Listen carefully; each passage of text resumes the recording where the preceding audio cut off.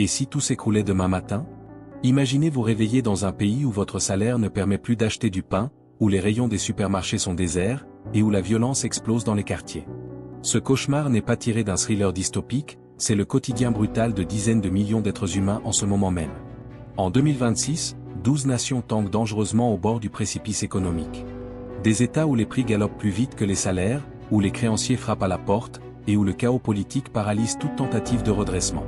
Chaque lever de soleil rapproche ces pays d'un point de non-retour. Quelles économies résisteront à la tempête et surtout, qui paiera l'addition de ce naufrage annoncé? Dans ce documentaire, nous plongeons au cœur des 12 économies les plus menacées d'implosion. Sont-elles irrémédiablement condamnées ou peuvent-elles encore échapper au désastre? Restez jusqu'au bout pour comprendre pourquoi 2026 risque d'être l'année où le monde économique bascule définitivement. Numéro 1, l'Argentine, le peso qui ne vaut plus rien. En Argentine, survivre devient un défi quotidien. Les étiquettes changent de prix toutes les semaines, les billets perdent leur pouvoir d'achat à vue d'œil, et des millions d'Argentins jonglent avec des budgets qui fondent comme neige au soleil. Début 2026, la dette souveraine dépasse les 420 milliards de dollars, une montagne d'obligations pour une économie déjà asphyxiée. Ce fardeau colossal s'accompagne d'une inflation dépassant les 150%. Le coût du quotidien explose et les familles dépensent toujours plus pour obtenir toujours moins. En 2023, Buenos Aires avait négocié un accord de sauvetage de 47 milliards avec le Fonds monétaire international, mais les doutes persistent quant à un nouveau défaut imminent. Les échéances s'étalent jusqu'en 2035, et à chaque rendez-vous avec les créanciers, la même angoisse revient. L'Argentine tiendra-t-elle bon ou replongera-t-elle dans l'abîme? Le pays vit aujourd'hui une convergence fatale, endettement massif, dévaluation monétaire incontrôlable, et désespoir généralisé. La nation sud-américaine frôle dangereusement le point de rupture totale. Numéro 2, l'Ukraine, l'économie dévastée par la guerre.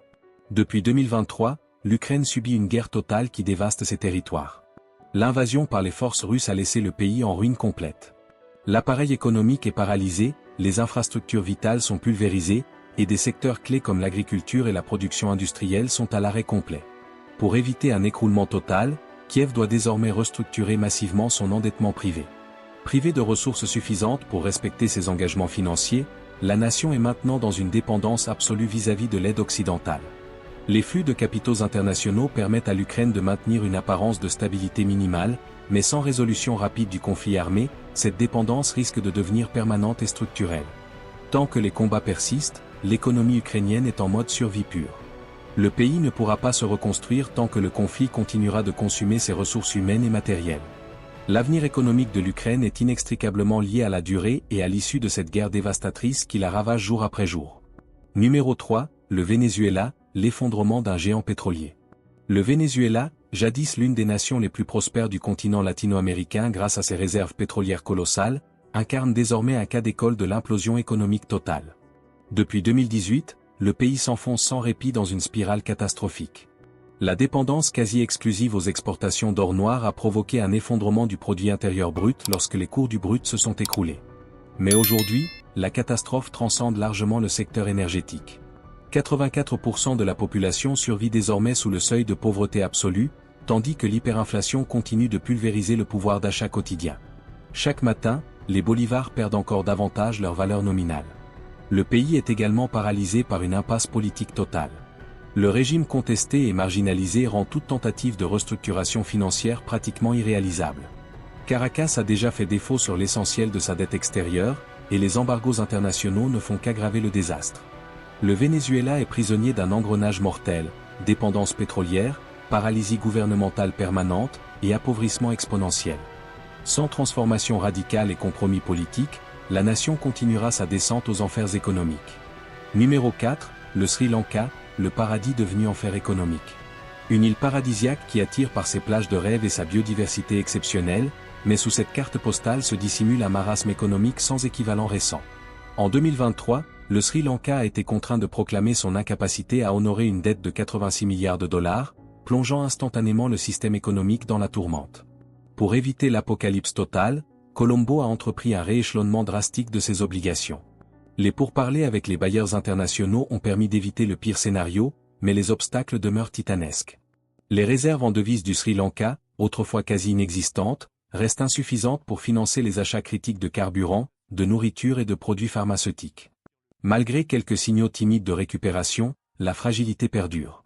La misère s'est intensifiée et la flambée vertigineuse des tarifs affecte des millions de Sri Lankais qui voient leur quotidien s'assombrir. Le parcours vers la stabilité est parsemé de pièges mortels. Si le gouvernement échoue dans le pilotage de son endettement, une nouvelle chute libre pourrait réduire à néant les minces avancées obtenues de haute lutte. Numéro 5, le Liban, quand le système bancaire implose. Le Liban, autrefois dynamique et cosmopolite, traverse désormais l'une des pires catastrophes économiques jamais documentées dans la région. Depuis le défaut souverain de 2021, le territoire est en chute libre vertigineuse. Les établissements financiers se sont effondrés, privant des dizaines de milliers de citoyens de l'accès à leurs économies durement gagnées. Les tarifs des produits essentiels ont explosé sous le poids d'une inflation dévastatrice, rendant la simple survie quotidienne de plus en plus ardue pour des millions de foyers libanais. Parallèlement, le pays est bloqué par des conflits politiques internes qui empêchent l'adoption des transformations économiques indispensables. Sans réformes structurelles crédibles, le Liban reste coincé dans une spirale de déclin irréversible. Chaque journée qui s'écoule aggrave les conditions d'existence pour des millions de Libanais qui se battent pour subsister. Le Liban symbolise aujourd'hui l'effondrement économique total, l'inflation galopante incontrôlée, et le dysfonctionnement institutionnel absolu. Les perspectives de redressement semblent s'éloigner inexorablement. Numéro 6, la Tunisie, la démocratie arabe en péril économique. La Tunisie, autrefois présentée comme le modèle de transition démocratique réussi en Afrique du Nord, se trouve aujourd'hui au bord du précipice économique. Le pays affronte des défis croissants qui menacent sa survie financière. Le déficit budgétaire approche les 11%, exerçant une pression insoutenable sur les finances publiques déjà exsangues. Le territoire est également englué dans une crise politique grandissante. Le président Kais Saïed a consolidé son emprise sur les institutions, générant des frictions avec les acteurs nationaux et internationaux. Cette situation complique drastiquement les pourparlers avec le Fonds monétaire international, pourtant essentiel pour stabiliser l'appareil économique. Au fur et à mesure que les tensions sociales s'intensifient, la Tunisie devient de plus en plus vulnérable. Si elle échoue à maîtriser son déficit et à conclure un accord avec le FMI, une catastrophe économique profonde pourrait rapidement s'abattre sur la nation. L'avenir tunisien est plus que jamais suspendu dans le vide. Sans transformations urgentes et radicales, le pays risque de plonger dans une nouvelle phase de crise qui affecterait durablement ses habitants.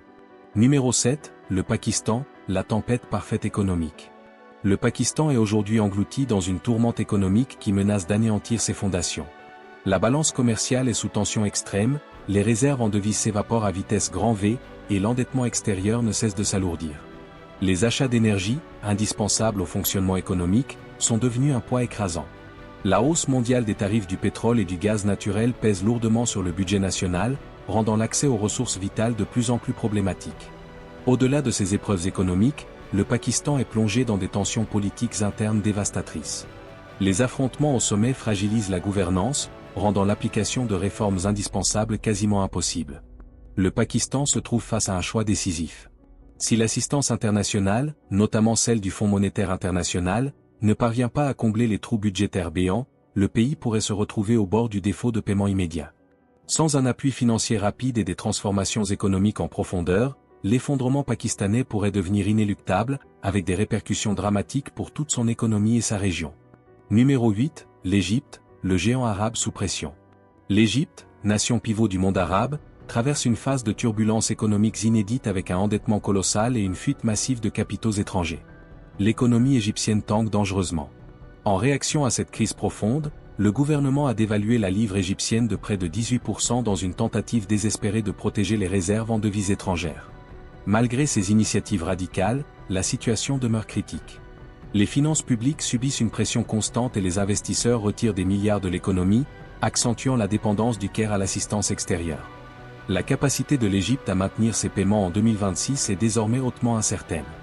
Si les transformations économiques échouent ou si les tensions politiques continuent de s'aggraver, le pays pourrait se retrouver dans l'incapacité totale d'honorer ses engagements financiers envers ses créanciers.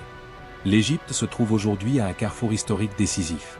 Seule une stabilisation rapide de son économie, couplée à une gestion rigoureuse de son endettement, pourra éviter un effondrement économique total qui ébranlerait toute la région. Numéro 9, la Zambie, le défaut à répétition. Autrefois perçue comme une économie prometteuse du continent africain, la Zambie affronte une crise sans équivalent dans son histoire récente. En 2021, le pays a proclamé un défaut de paiement, incapable de rembourser son endettement extérieur massif.